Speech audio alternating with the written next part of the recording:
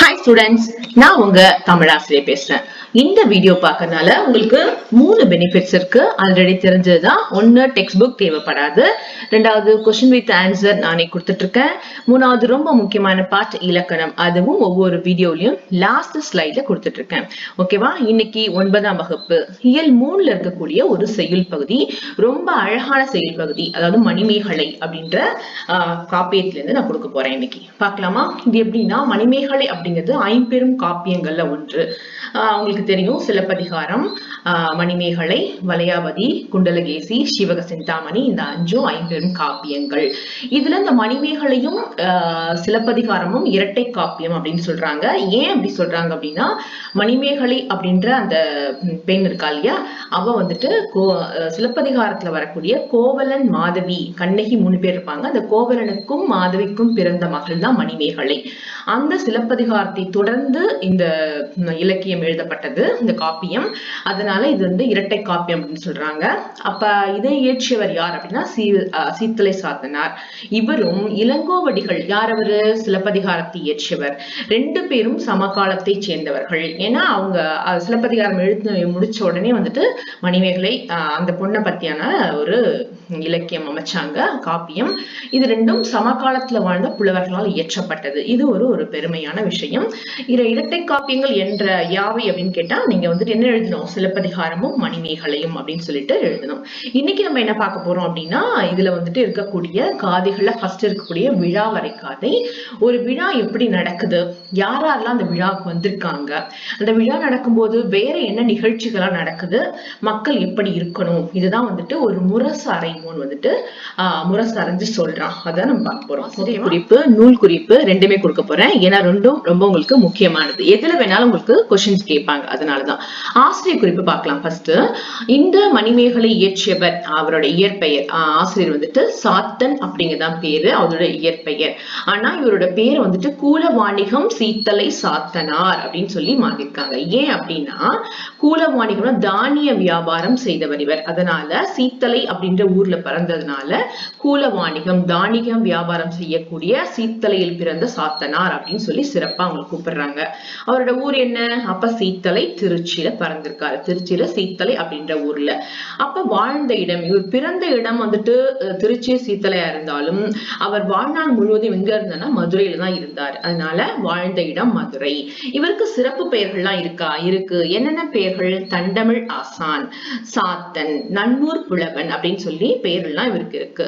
இவரோட காலம் என்ன அப்படின்னா 2ஆம் நூற்றாண்டை சேர்ந்தவர். இதுதான் வந்துட்டு மணிமேகலுடைய ஆசிரியர் குறிப்பு. ஓகேவா? சரி, இப்ப என்ன பார்க்க போறோம்னா நூல் குறிப்பு பார்க்கலாம்.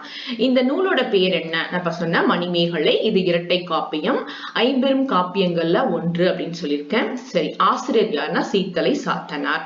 சிறப்பு, இரட்டை காப்பியம். இதற்கு ஏன் இரட்டை காப்பியம்? நான் இப்ப சொன்னேன், கண்ணகி கோவலன் இருக்காங்க இல்லையா, மாதவி, அந்த சிலப்பதிகாரத்தை தொடர்ந்து இயற்றப்பட்டது. அதனால இரட்டை காப்பியம் அப்படின்னு பேர் இருக்கு. இது வந்துட்டு மக்கள் காப்பியம், குடிமக்கள் காப்பியம்னு சொல்லுவாங்க. அதுக்கப்புறம் வந்துட்டு பெண்களை வந்துட்டு ரொம்ப மதிக்கிறதுனால பெண்மையை போற்றும் காப்பியம் ஒரு அப்படின்னு சொல்லிட்டு சொல்லுவாங்க. இது ஒரு அறநூல் அப்படின்னு இதுக்கு சிறப்பு பெயர் உண்டு. இதோட வேறு பெயர் என்னன்னா மணிமேகலை துறவு. ஏன் அப்படின்னா அந்த மணிமேகலை அப்படின்ற மாதவிக்கும் கோவலனுக்கும் பிறந்த இந்த மணிமேகலை திருமணம் முடிக்காம நம்மளுடைய தாய் மாதிரியே நமக்கும் வந்துட்டு வாழ்க்கை அமைஞ்சிருமோ அப்படின்ற பயத்துல துறவு மேற்கொண்டுட்டா.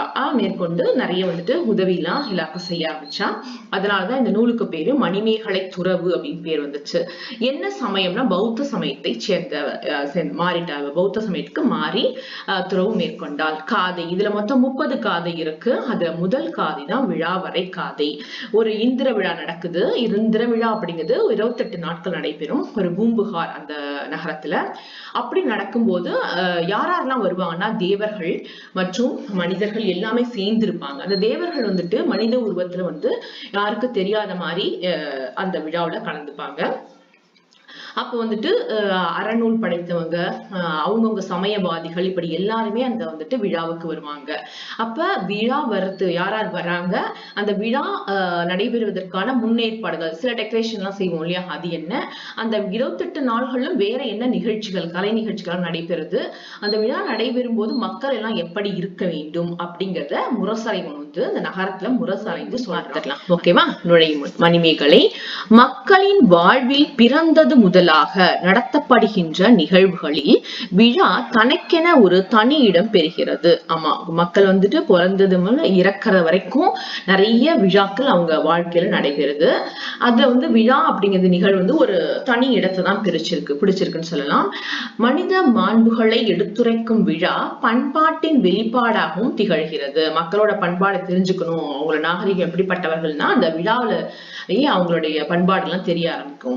அள்ளும் பகலும் இரவும் பகலும் உழைப்பில் திளைக்கின்ற மக்களை உற்சாகப்படுத்தி ஓய்வு தரும் வாயில் திருவிழாதான். அதாவது அவங்க ரொம்ப வந்துட்டு ஆண்டு முழுவதுமாக வேலை செய்து உழைச்சின பொருள் ஈட்டிட்டு வந்து அப்படி இருக்கிற மக்களுக்கு ஒரு ரிலாக்ஸேஷன், அது வந்து உற்சாகப்படுத்துற மாதிரி இருக்கக்கூடியதான் இந்த விழாக்கள். அந்த வகையில் புகார் நகரோடு அதிகம் தொடர்புடையது, புகார்னா பூம்புகார் அதான் தொடர்புடையதாக திகழ்வது இந்திர விழா. இந்திர விழா எத்தனை நாள் நடக்கும் சொல்லியிருக்கேன், 28 நாட்கள் நடக்கும். அது சிலப்பதிகாரத்திலும் மணிமேகலையிலும் விவரிக்கப்படுகிறது. ஏன்னா இரண்டும் இரட்டை காப்பியங்கள். இந்த சிலப்பதிகாரத்துல கோவலன் கண்ணகி 2 பேரும் பூம்புகார்ல எல்லாம் பிறந்தாங்க, அதுல இருந்து தொடங்குதுதான். அதனால 2 இலக்கியங்கள், அதாவது காப்பியங்களிலும் இந்த இந்திர விழா விவரிக்கப்படுகிறது. அவ்விழா நிகழ்வுகளை கண்முன்னே காட்சிப்படுத்துவதாய் அமைகிறது மணிமேகலையின் விழா வரை காதை. ஓகே, எப்படிலாம் அழகா நமக்கு அந்த விழா நடக்க போறது எப்படி இருக்குன்னு சொல்லிட்டு நம்ம கண்முன்ன காட்சியா சொல்லியிருக்காங்க. நானும் உங்களுக்கு ஒவ்வொரு லைனா ரொம்ப ஈஸியா வந்துட்டு சொல்லியிருக்கேன், பார்க்கலாம் வாங்க. இதான் வந்துட்டு அந்த பூம்புகார் நகரத்துல அந்த முரசறைவன் வந்துட்டு ஸ்டார்ட் பண்றான். என்ன நடக்க போது எல்லாம் வந்து வேடிக்கை பாக்குறாங்க, என்ன முரசறைவன் சொல்ல போறான் அப்படின்னு சொல்லிட்டு பாக்குறாங்க. இப்ப வந்துட்டு நம்ம இந்த பாடல்ல உங்களுக்கு நான் வாசிச்சு காமிக்கிறேன். 2 பகுதியா அதை உங்களுக்கு நான் கொடுத்திருக்கேன். ஓகேவா? பார்க்கலாம். மெய்த்திறம் வழக்கு நன்பொருள் வீடெனும் இத்திறம் தத்தம் இயல்பினிற் காட்டும் சமய கணக்கரும் தந்துரை போகிய அமய கணக்கரும் அகலாராகி கரந்தரு எய்திய கடவுளாளரும் பரந்தொருங்கு ஈண்டிய பாடை மாக்களும் ஐம்பெரும் குழுவும் என்பேராயமும் வந்தொருங்கு குழியி வான்பதி தன்னுள் தோரண வீதியும் தோம் அரு கூட்டியும் பூரண கும்பமும் பொலம்பாலிகைகளும் பாவை விளக்கும் பலவுடன் பரப்புமின் காய்குலை கமுகும் வாழையும் வஞ்சியும் பூங்கொடி வள்ளியும் கரும்பும் நடுமின் பத்தி வேதிகை பசும்பொன் தூணத்து முத்து தாமம் முறையொடு நாற்றுமின் விழவு மலி மூதூர் வீதியும் மன்றமும் பழமணல் மாற்றுமின் புது மணல் பரப்புமின் கதலிகை கொடியும் கால் ஊன்று விலோதமும் மதலை மாடமும் வாயிலும் சேர்த்து மின் தன்மணற் பந்தரும் தாழ்ந்தரு பொதிகையும் புண்ணிய நல்லுரை அறிந்தோர் பொருந்துமின் ஒட்டிய சமயத்து உருபொருள் வாதிகள் பட்டி மண்டபத்து பாங்கறிந்து ஏறுமின் பற்றா மாக்கள் தம்முடன் ஆயினும் செற்றமும் கலாமும் செய்யாது அகலுமின் வெண்மணற் குன்றமும் விரிப்பூஞ்சோலையும் தன்மணல் துருக்கியும் தாழ்பூந்துறைகளும் தேவரும் மக்களும் ஒத்துடன் திரிதரும் நாளேழ் நாளினும் நன்கறிந்தீர் என ஒளிருவாள் மறவரும் தேரும் மாவும் களிரும் சூழ்தர கண்முரசு எம்பி பசியும் பிணியும் பகையும் நீங்கி வசியும் வலனும் சுரக்க என வாழ்த்தி அணிவிழா அறைந்தனன் அகநகர் மருங்கென். இது இவ்வளவு பெரிய ஒரு செயல், நீங்க பார்க்காதீங்க. ஆனா உங்களுக்கு ரொம்ப ஈஸியா உங்களுக்கு இந்த பொருள் வந்து சொல்லியிருக்கேன். கண்டிப்பா இது பிக் கொஸ்டின் டீடைல கேட்பாங்க. 5 மார்க்ஸ் 2 மார்க்ஸ் எல்லாத்தையும் கேட்கப்படும். 1 மார்க்கும். வாங்க உங்களுக்கு வந்துட்டு ஒவ்வொரு லைனுக்கு உங்களுக்கு மீனிங் இப்ப நான் சொல்றேன். இப்ப என்ன பார்க்க போறோம் அப்படின்னா அந்த ஒவ்வொரு வரிக்கான பொருளை உங்களுக்கு நான் சொல்ல போறேன். மெய்த்திறம் வழக்கு நன்பொருள் வீடெனும் இத்திறம் தத்தம் இயல்பினிற் காட்டும் சமய கணக்கரும் தந்துரை போகிய அமய கணக்கரும் அகலாராகி கரந்தரு எய்திய கடவுளாளரும் பரந்தொருங்கு ஈண்டிய பாடை மாக்களும் ஐம்பேர் குழுவும் என்பேராயமும் வந்தொருங்கு குழியி வான்பதி தன்னுள். அதாவது வானை முட்டக்கூடிய, வானை இடிக்கக்கூடிய அளவுக்கு ஒரு பெரிய நகரம், அதுதான் இந்திர விழா நடக்கக்கூடிய நம்ம வந்துட்டு பூம்புகார் நகரம். அந்த நகரத்துல இந்திர விழாவை பார்க்கறதுக்கு யாரெல்லாம் வந்திருக்கா, அதுதான் ஃபர்ஸ்ட் நமக்கு இருக்கக்கூடிய ஹெட்டிங்.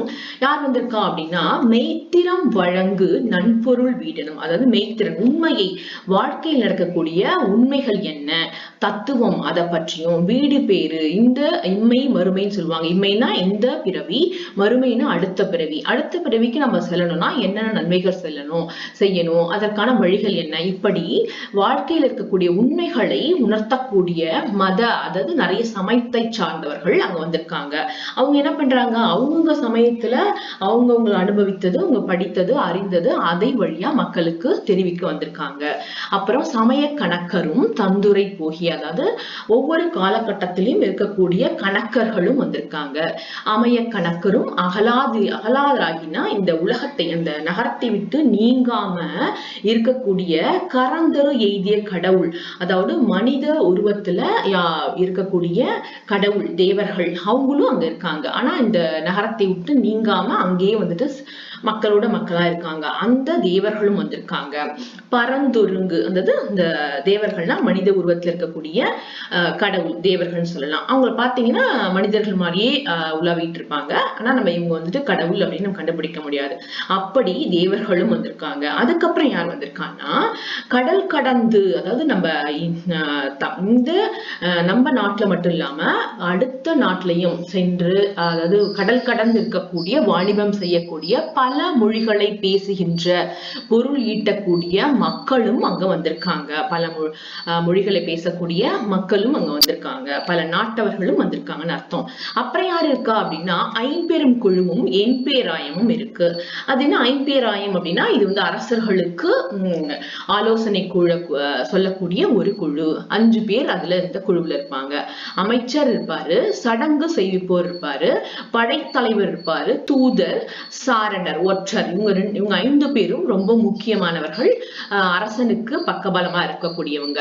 அதுக்கப்புறம் என்பேராயம் 8 பேர் கொண்ட குழு ஒன்று இருக்கு. அது என்ன அப்படின்னா, பாருங்க, கரணத்தியலவர் அப்படின்னா, கரணத்தியலவர், கரும விதிகள், கனக சுற்றம், கடைக்காப்பாளர், நகர மாந்தர், படைத்தலைவர், யானை வீரர், இவுளி மறவர். இந்த 8 பேர் யாரு? கரணத்தியலவர் அப்படின்னா என்ன அப்படின்னா, கணக்கு, அதாவது வரவு செலவு இந்த கணக்குலாம் எழுதுவாங்க, அந்த கணக்கர், அவருக்கு பேர் தான் கரணத்தியலவர், கணக்கு எழுதுபவர் அர்த்தம். அக்கௌண்ட்ஸ் பாக்குறவங்கன்னு வச்சுக்கோங்களேன். கரும விதிகள் அப்படின்னா புரோகிதர் இருப்பாரு. இந்த மாதிரி இந்த காலகட்டத்துல போர் செய்யலாம், இப்ப வந்துட்டு மக்கள் இப்படி இருப்பாங்க, நல்ல விழாக்கள் இந்த நேரத்துல ஆரம்பிக்கலாம் அப்படின்னு சொல்லிட்டு புரோகிதர், அவர் வந்துட்டு ஆலோசனை கூறக்கூடிய புரோகிதர் இருப்பாரு. அப்புறம் கனக சுற்றம், கடைக்காப்பாளர் யாருன்னா வாயில் காப்பாளர், நகர மாந்தர், நகரத்தில் இருக்கக்கூடிய பெரிய மனிதர்கள், படைத்தலைவர்கள், யானை வீரர், இவுளி மரபுனா அதாவது குதிரை இருக்கு இல்லையா, அந்த குதிரை மரவர், இவங்க வந்துட்டு வீரர்கள் அர்த்தம். இவங்க எல்லாம் இந்த என்பேராயத்துல இருப்பாங்க. இதுதான் இந்த முதல் பாடல்ல கொடுக்கக்கூடிய ஒரு பொருள். அதாவது மெய்த்திறம் வழங்கு, உங்களுக்கு பொருளை வந்து சேர்த்து சொல்றேன். மெய்த்திறம் வழங்கு அப்படின்னா உண்மையை, வாழ்க்கையில் இருக்கக்கூடிய உண்மையை உணர்த்தக்கூடிய வாழ்வியலும் தத்துவங்களும் வீடு பேரும் எப்படி அடையணும் அப்படின்னு சொல்லக்கூடிய சமயத்தவர்கள் வந்திருக்காங்க. அவங்க என்ன பண்றாங்கன்னா, அவங்கவுங்க சமயத்துல இருக்கக்கூடிய கருத்துக்கள் மக்களுக்கு வந்துட்டு சொல்றாங்க. அது மட்டும் இல்லாம அந்த காலகட்டத்தில் இருக்கக்கூடிய கணக்கர்கள் வந்திருக்காங்க. அதுக்கப்புறம் எப்படின்னா, மனித உருவில் இருக்கக்கூடிய இந்த வந்து அந்த நகரத்தை விட்டு நீங்காத தேவர்களும் வந்திருக்காங்க. அவங்க எப்படி இருக்காங்கன்னா, கடவுள் மாதிரி இல்லாம மனிதர்கள் உருவத்துல இருக்காங்க. அவங்களும் தேவர்களும் வந்திருக்காங்க. வேற யார் வந்திருக்கா அப்படின்னா பரந்துருங்கு ஈண்டிய பாடை மாக்களும் அப்படின்னா கடல் கடந்து சென்று வாணிபம் செய்து பொருள் ஈட்டக்கூடிய பல மொழிகளை பேசக்கூடிய பாடை மாக்கள்னா பல மொழிகளை பேசக்கூடிய மக்கள் எல்லாம் வந்து அந்த நகரத்துக்கு இந்திர விழாவை காண வந்திருக்காங்க. அப்புறம் யார் வந்திருக்கா அப்படின்னா ஐம்பெரும் குழுவும் என்பேராயும் வந்திருக்காங்க. ஐம்பெரும் குழுவினர் யாருன்னு சொன்னாலியா அமைச்சர்கள், சடங்கு செய்வோர், படைத்தலைவர், தூதர்கள், சாரணர்கள், இப்படி ஐம்பெரும் குழுவும் என்பேராயம் அதுதான் கரணத்தியலவரும், கரும விதிகள், கனக சுற்றம், கடைக்காப்பாளர், நகர மாந்தர், படைத்தலைவர், யானை வீரர், இவுளி மரபர். இது உங்களுக்கு எதுக்கு வாசி காட்டுனா எளிமையா புரிஞ்சுக்கும். இத்தனை பேரும் இங்க வந்துட்டு இந்திர விழாவை காண வந்தவர்கள். இது முடிஞ்சிச்சா? இந்த ஒரு ஹெட்டிங் நம்ம முடிச்சிட்டோம். அதுக்கப்புறம் விழா நடைபெறும்னா அதுக்கு ஒரு முன்னேற்பாடுகள் என்னென்ன செய்வாங்க, அலங்காரங்கள்லாம் செய்வாங்க இல்லையா, அதை பத்தி நம்ம பார்க்க போறோம். இப்ப இவங்க எல்லாம் எங்க வந்திருக்காங்கன்னா இந்த வானத்தை முட்டும் அளவிற்கு இருக்கக்கூடிய நம்ம பூம்புகார் நகரத்திற்கு இந்த இந்திர விழாவை காண வந்திருக்காங்க. இதுதான் இந்த பாடலுடைய பொருள். அதுக்கு அடுத்து ஒவ்வொரு வரைக்கும் நான் வந்துட்டு உங்களுக்கு பொருள் சொல்றேன். தோரண வீதியும் தோம் அரு கோட்டியும் பூரண கும்பமும் பொலம் பாலிகைகளும் பாவை விளக்கும் பலவுடன் பரப்புமின் காய்குலை கமுகும் வாழையும் வஞ்சியும் பூங்கொடி வள்ளியும் கரும்பும் நடுமின் பத்தி வேதிகை பசும்பொன் தூணத்து முத்து தாமம் முறையொடு நாற்றுமின் விழுவுமலி மூதூர் வீதியும் மன்றமும் பழ மணல் மாற்றுமின் புது மணல் பரப்புமேன். அதாவது முன்னாடி என்ன பார்த்தோம்னா யார் யாரு இந்த இந்திர விழாவுக்கு வருவாங்க அவங்கள பார்த்தோம். ஒரு விழா நடக்கிறதுக்கு முன்னாடி அந்த நகரத்தை என்னெல்லாம் டெக்கரேட் பண்ணலாம், அலங்கரிக்கலாம், அதை பத்தி தான் நம்ம இதுல பார்க்க போறோம். அப்ப வந்துட்டு அந்த நகரம் இருக்கு இல்லையா, இந்த பூம்புகார், அந்த நகரத்துல இருக்கக்கூடிய வீதிகள்ல பழைய மணல்களை எடுத்துட்டு புது மணலை பரப்புங்கள் அப்படின்னு சொல்றாங்க. அதுக்கப்புறம் என்ன பண்றாங்க, தோரணம் நிறைய மலர்களால் செய்யப்பட்ட தோரணங்கள்ல வீதிகள் முழுவதுமாக கொட்டி அதாவது தொங்க விடுங்கள். எப்படி எங்கெங்க தொங்கணும் அப்படின்னா தோமரு கோட்டியும் அப்படின்னா என்ன, தோமருனா குற்றம் அல்லாத மன்றங்களில், அங்க இருக்கக்கூடிய நகரத்துல இருக்க மன்றம் இருக்கு இல்லையா, அங்க வந்துட்டு அந்த மலர் தோரணங்களை தொங்க விடுங்கள். அதுக்கப்புறம் என்ன பண்ணணும், பூரண கும்பம், பூரண கும்பம் அது தெரியுங்களா உங்களுக்கு, தேங்காய் எல்லாம் வச்சு பூரண கும்பம் கண்டிப்பா விழானா அது இருக்கும், திருமணம் அந்த மாதிரி நிகழ்ச்சிகள்ல இருக்கும். அந்த பூரண கும்பங்களை வைங்க. அதுக்கப்புறம் என்ன புலம்பாலிகைகள் அப்படின்னா நிறைய தானியங்களை வச்சுட்டு அதை வந்துட்டு நாத்து வர்ற மாதிரி செய்வாங்க 3 நாளுக்கு முன்னாடி, அது வந்து புலம்பாரி. அந்த புலம்பாரிகளை விளை வைங்க. பாவை விளக்கும் பலவுடன், பாவை விளக்கு இருக்குல்ல, நிறைய விளக்குகளை ஏற்றி அந்த வீதிகள் தோறும் வைங்க. அதுக்கப்புறம் என்ன பண்ணும், அது நிறைய அது நறுமணம் தரக்கூடிய இந்த வந்துட்டு என்னது பொருட்களையும் அங்க வைங்க. அதுக்கப்புறம் வந்துட்டு காய்குலை கமுகும் வாழையும் வஞ்சியும், குலையா இருக்கக்கூடிய காய், இது கமுகு அப்படின்னா என்னன்னா உங்களுக்கு பாக்கு மரம், நிறைய காய்த்து தொங்கக்கூடிய பாக்கு மரத்தையும் மற்றும் வாழை இருக்கு இல்லையா, வாழை மரம் பழம் இருக்கு இல்லையா, அந்த வாழை பழங்கள் அவற்றையும் வஞ்சியும் பூக்கொடியும், வஞ்சி கொடி அந்த கொடிகளையும் நிறைய கொடிகள்லாம் இருக்கு இல்லையா, அதையும் தோரணத்துல கட்டுங்க அப்படின்னு சொல்றாங்க. அது மட்டும் இல்லாம கரும்பு கொடிகள்ல இருக்கக்கூடிய அந்த இதான் இந்த வந்துட்டு தோரணங்கள் சொல்லுவாங்க, அதையும் கரும்புகள் இருக்கு இல்லையா அதையும் நட்டு வையுங்கள் அப்படின்னு சொல்றாங்க. அதுக்கப்புறம் என்ன, பூங்கொடி வள்ளியும் கரும்பும் நட்டு வையுங்க. பத்தி வேதிகை பசும்பொன் தூணத்து, அது என்ன பத்தி வேதிகைனா அந்த பழைய காலத்துல எல்லாம் திண்ணைகள் வைத்துதான் வீடு கட்டியிருப்பாங்க. இந்த மாதிரி அந்த திண்ணைகள் வைத்த வீடுகள்ல இருக்கக்கூடிய தூண்கள், தூண்கள் இருக்கு பாத்தீங்களா, அந்த தூண்கள் எப்படி இருக்குமா, பசும் பொன்னால் ஆயிருக்குமா, அதாவது தங்கத்துல செஞ்சிருப்பாங்களா அந்த நகரத்துல. அவ்வளவு ஒரு பணக்கார நகரம் அது. அங்க இருக்கக்கூடிய வாணிகம் செய்யக்கூடியவர்கள் எல்லாம் அவங்க வந்துட்டு அங்க இருக்கக்கூடிய வீடுகளில் உள்ள தூண்கள், பொன்னால் செய்யப்பட்ட தூண்கள்ல முத்து மணியால் ஆகிய இந்த மாலை இருக்கு இல்லையா, அதை வந்துட்டு சுற்றி முத்து மாளிகை மணிகள், பசும்பொன் முத்து மாளிகளை அதை வந்துட்டு அதுல தொங்க விடுங்க. எதுல, அந்த தூண்களில், தங்க தூண்கள்ல முத்து மாலைகளை தொங்க விடுங்க அப்படின்னு சொல்றாங்க.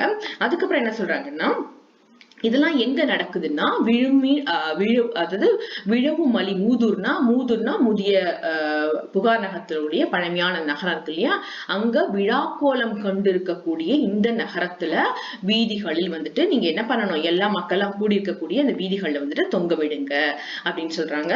இதுதான் வந்து இப்போதைக்கு நம்ம இந்த பகுதியில பார்த்தது. சரி, திருப்பி இன்னொரு தடவை உங்களுக்கு இந்த பொருளை சேர்த்து சொல்லிடுறேன். பழமணல், அதாவது பழைய மணலை எடுத்துட்டு புது மணல் வந்துட்டு போடணும்.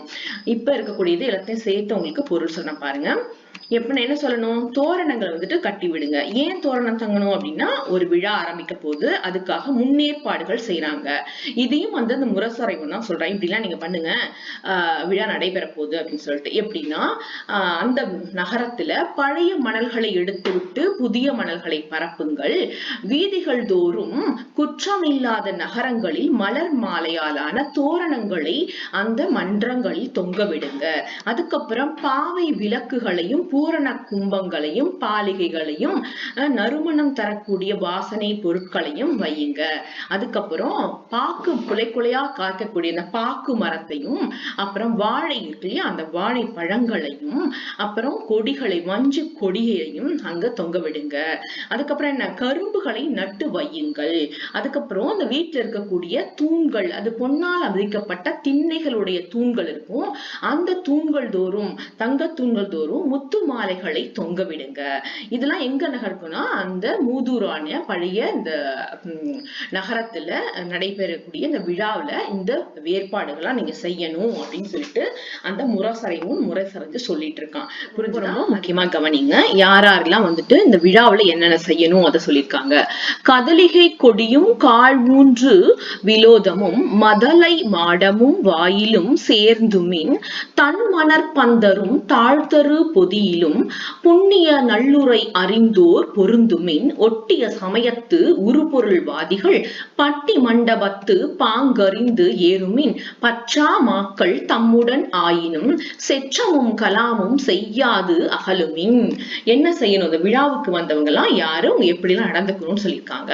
கதலிகை கொடினா அந்த கொடிகள் இருக்கு இல்லையா, பூவாலான அந்த கொடிகள், துணிகளான அந்த கொடிகள்லாம் வந்துட்டு கட்டி தொங்க விடுங்க. எங்க கட்டி தொங்கணும்னா நகரத்துல இருக்கக்கூடிய மதலை மாடமும், பெரிய பெரிய மாடங்கள் இருக்கக்கூடிய அந்த மாடங்கள்லயும் அந்த அந்த கட்டிடங்கள் இல்லையா, அந்த மன்றங்கள் இருக்கக்கூடிய வாயில்களும் வாயிற்படி, அந்த வாயிற்படிகள் இந்த மாதிரி கொடிகள்லயும் அந்த மாடங்கள் தான் இந்த மாதிரி தான் இருக்கும். இப்பதான் நம்ம மாடங்களை வைக்கிறது இல்ல, அந்த காலத்துல மாடங்கள் வச்சிருப்பாங்க. இந்த மாதிரி மாடங்களையும் வாயில் அப்படின்னா நுழையும் அந்த வாயில்களையும் இந்த தோரணங்களை கட்டி அழகாக தொங்க விடுங்கள் அப்படின்னு சொல்றாங்க. அதுக்கப்புறம் தன்மணர் பந்தரும் தாழ்ந்தரு பொதியும். தன்மணனா குளிர்ச்சி பொருந்திய மணல் பாங்கான இடத்துல எல்லாம் என்ன செய்யணும், பட்டிமன்றங்கள் நிறைய வந்துட்டு புண்ணிய நல்லுரை, அதாவது புண்ணியம் சேர்க்கக்கூடிய நல்லுரைகள். சில ஒரு விழா வந்துச்சுன்னா நாட்டிய நிகழ்ச்சி நடக்கும், இசை நிகழ்ச்சி நடக்கும், இந்த மாதிரி நிறைய கலை நிகழ்ச்சிகள் நடக்கும். இங்க வந்துட்டு பட்டிமன்றம் நடத்துறாங்க.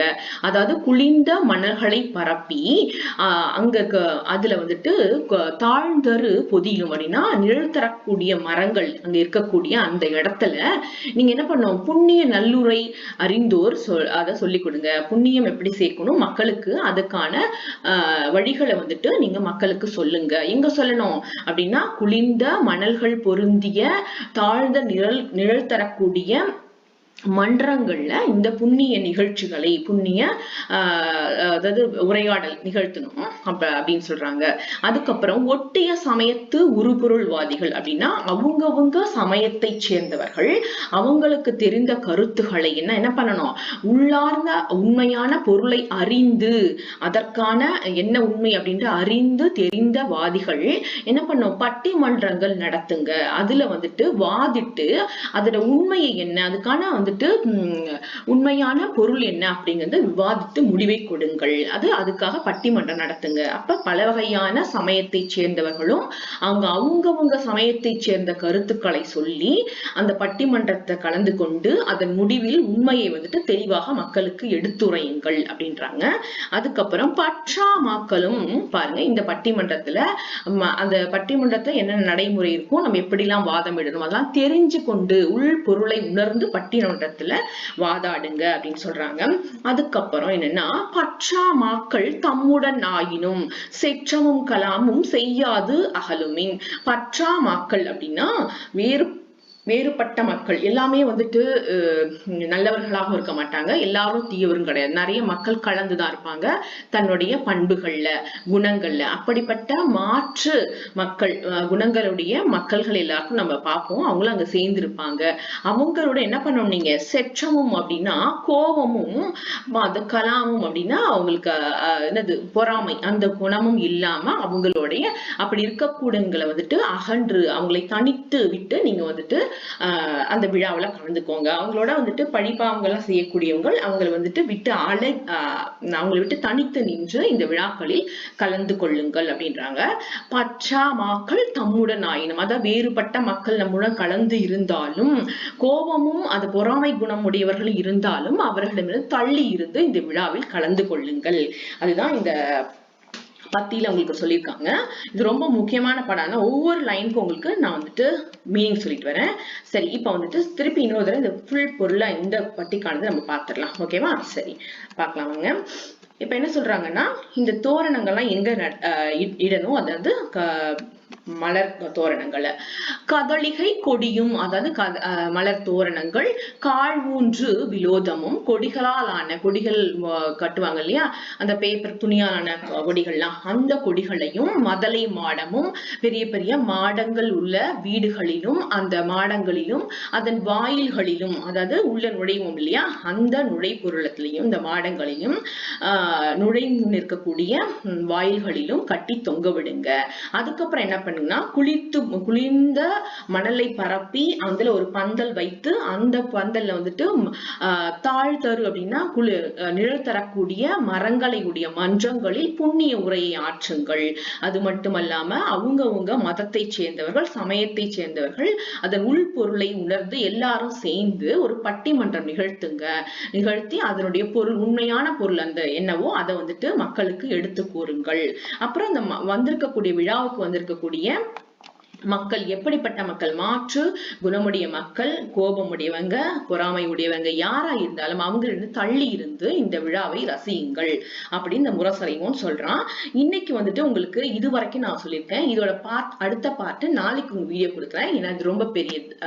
ஓகேவா? பாய்.